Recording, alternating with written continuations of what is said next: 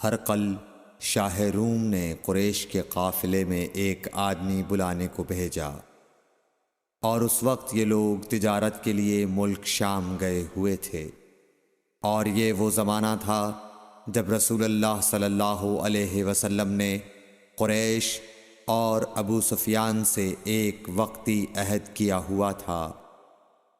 جب ابو سفیان اور دوسرے لوگ ہرقل کے پاس ایلیا پہنچے جہاں ہرقل نے دربار طلب کیا تھا، اس کے گرد روم کے بڑے بڑے لوگ، علماء، وزراء و امراء بیٹھے ہوئے تھے۔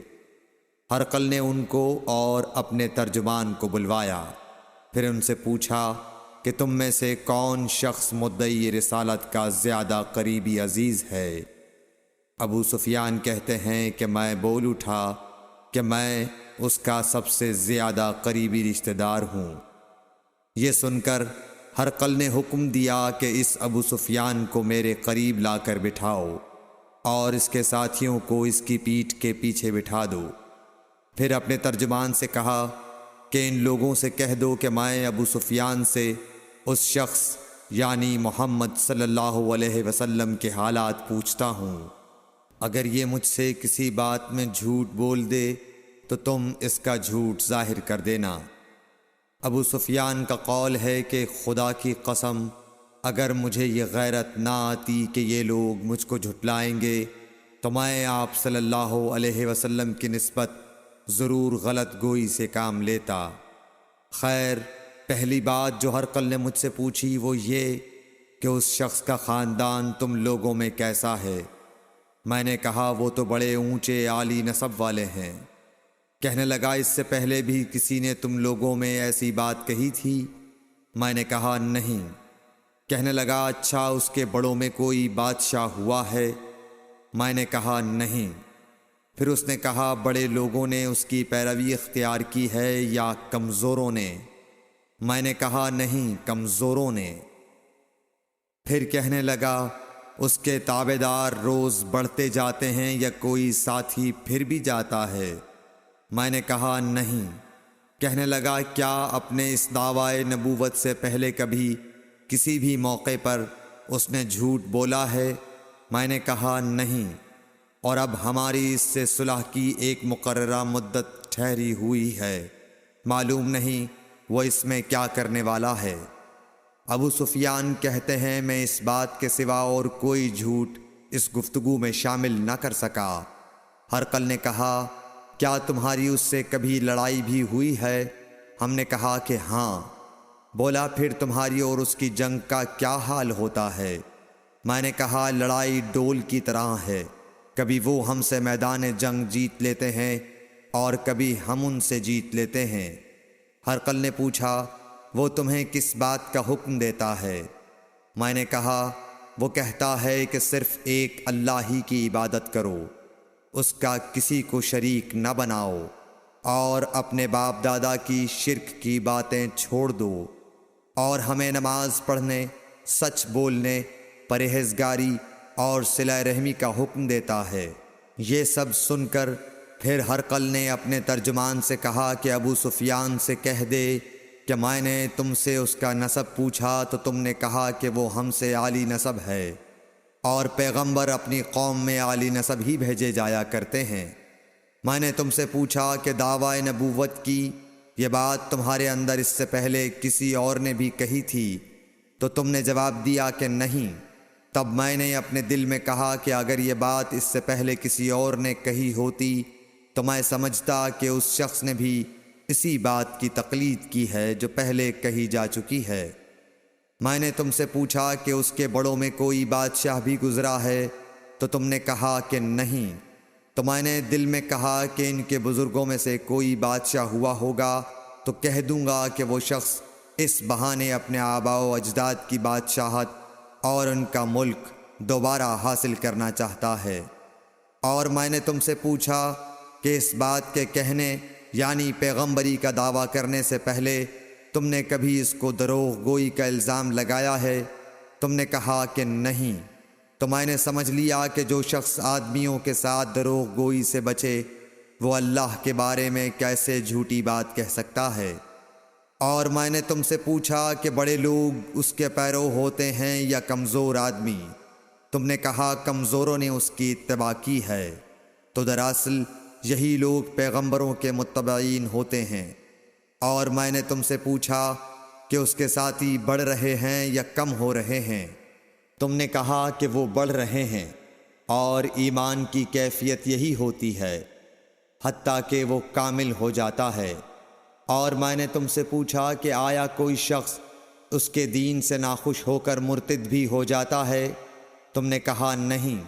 تو ایمان کی خاصیت بھی یہی ہے، جن کے دلوں میں اس کی مسرت رچ بس جائے وہ اس سے لوٹا نہیں کرتے۔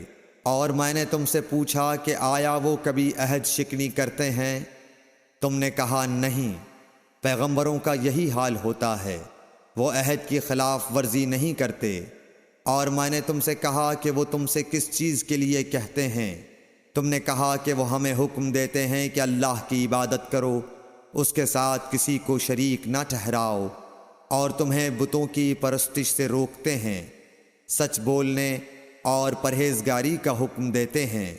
لہٰذا اگر یہ باتیں جو تم کہہ رہے ہو سچ ہیں تو ان قریب وہ اس جگہ کا مالک ہو جائے گا کہ جہاں میرے یہ دونوں پاؤں ہیں۔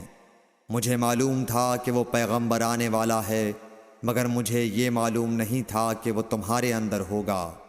اگر میں جانتا کہ اس تک پہنچ سکوں گا تو اس سے ملنے کے لیے ہر تکلیف گوارا کرتا۔ اگر میں اس کے پاس ہوتا تو اس کے پاؤں دھوتا۔ ہرقل نے رسول اللہ صلی اللہ علیہ وسلم کا وہ خط منگایا جو آپ نے وحیہ کلبی رضی اللہ تعالیٰ عنہ کے ذریعے حاکم بصرہ کے پاس بھیجا تھا، اور اس نے وہ ہرقل کے پاس بھیج دیا تھا۔ پھر اس کو پڑھا تو اس میں لکھا تھا، اللہ کے نام کے ساتھ جو نہایت مہربان اور رحم والا ہے۔ اللہ کے بندے اور اس کے پیغمبر محمد صلی اللہ علیہ وسلم کی طرف سے یہ خط ہے شاہ روم کے لیے۔ اس شخص پر سلام ہو جو ہدایت کی پیروی کرے۔ اس کے بعد میں آپ کے سامنے دعوت اسلام پیش کرتا ہوں۔ اگر آپ اسلام لے آئیں گے تو دین و دنیا میں سلامتی نصیب ہوگی، اللہ آپ کو دوہرا ثواب دے گا۔ اور اگر آپ میری دعوت سے روگردانی کریں گے تو آپ کی رعایا کا گناہ بھی آپ ہی پر ہوگا۔ اور اے اہل کتاب، ایک ایسی بات پر آ جاؤ جو ہمارے اور تمہارے درمیان یکساں ہے، وہ یہ کہ ہم اللہ کے سوا کسی کی عبادت نہ کریں اور کسی کو اس کا شریک نہ ٹھہرائیں، اور نہ ہم میں سے کوئی کسی کو خدا کے سوا اپنا رب بنائے۔ پھر اگر وہ اہل کتاب اس کتاب سے منہ پھیر لیں تو مسلمانوں، تم ان سے کہہ دو کہ تم مانو یا نہ مانو، ہم ایک خدا کے اطاعت گزار ہیں۔ ابو سفیان کہتے ہیں، جب ہرقل نے جو کچھ کہنا تھا کہہ دیا اور خط پڑھ کر فارغ ہوا تو اس کے ارد گرد بہت شور و غوغا ہوا، بہت سی آوازیں اٹھیں اور ہمیں باہر نکال دیا گیا۔ تب میں نے اپنے ساتھیوں سے کہا کہ ابو کبشہ کے بیٹے حضرت صلی اللہ علیہ وسلم کا معاملہ تو بہت بڑھ گیا۔ دیکھو تو اس سے بنی اصفر روم کا بادشاہ بھی ڈرتا ہے۔ مجھے اس وقت سے اس بات کا یقین ہو گیا کہ حضور صلی اللہ علیہ وسلم ان قریب غالب ہو کر رہیں گے، حتیٰ کہ اللہ نے مجھے مسلمان کر دیا۔ راوی کا بیان ہے کہ ابن ناطور ایلیا کا حاکم ہرقل کا مصاحب اور شام کے نصارہ کا لاٹ پادری بیان کرتا تھا کہ ہرقل جب ایلیا آیا ایک دن صبح کو پریشان اٹھا تو اس کے درباریوں نے دریافت کیا کہ آج ہم آپ کی حالت بدلی ہوئی پاتے ہیں، کیا وجہ ہے؟ ابن ناطور کا بیان ہے کہ ہرقل نجومی تھا، علم نجوم میں وہ پوری مہارت رکھتا تھا۔ اس نے اپنے ہم نشینوں کو بتایا کہ میں نے آج رات ستاروں پر نظر ڈالی تو دیکھا کہ ختنہ کرنے والوں کا بادشاہ ہمارے ملک پر غالب آ گیا ہے۔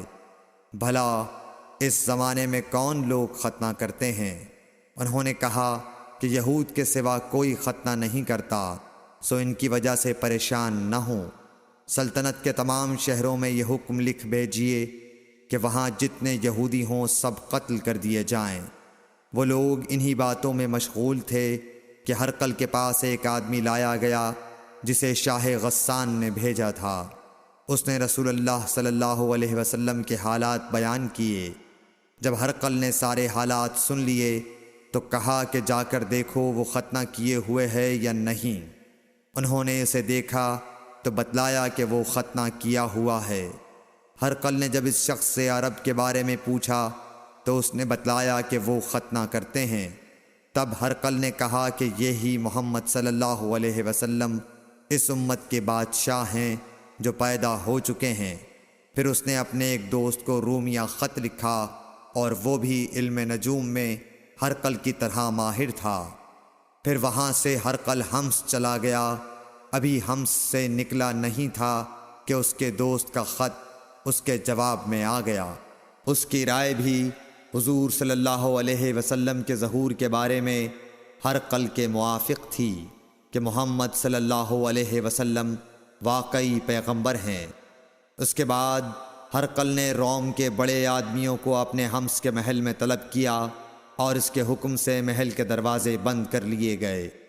پھر وہ اپنے خاص محل سے باہر آیا اور کہا، اے روم والو، کیا ہدایت اور کامیابی میں کچھ حصہ تمہارے لیے بھی ہے؟ اگر تم اپنی سلطنت کی بقا چاہتے ہو تو پھر اس نبی صلی اللہ علیہ وسلم کی بیعت کر لو اور مسلمان ہو جاؤ۔ یہ سننا تھا کہ پھر لوگ وحشی گدھوں کی طرح دروازوں کی طرف دوڑے مگر انہیں بند پایا۔ آخر جب ہرقل نے اس بات سے ان کی یہ نفرت دیکھی اور ان کے ایمان لانے سے مایوس ہو گیا تو کہنے لگا کہ ان لوگوں کو میرے پاس لاؤ۔ جب وہ دوبارہ آئے تو اس نے کہا، میں نے جو بات کہی تھی اس سے تمہاری دینی پختگی کی آزمائش مقصود تھی، سو وہ میں نے دیکھ لی۔ تب یہ بات سن کر وہ سب کے سب اس کے سامنے سجدے میں گر پڑے اور اس سے خوش ہو گئے۔ بالآخر ہرقل کی آخری حالت یہی رہی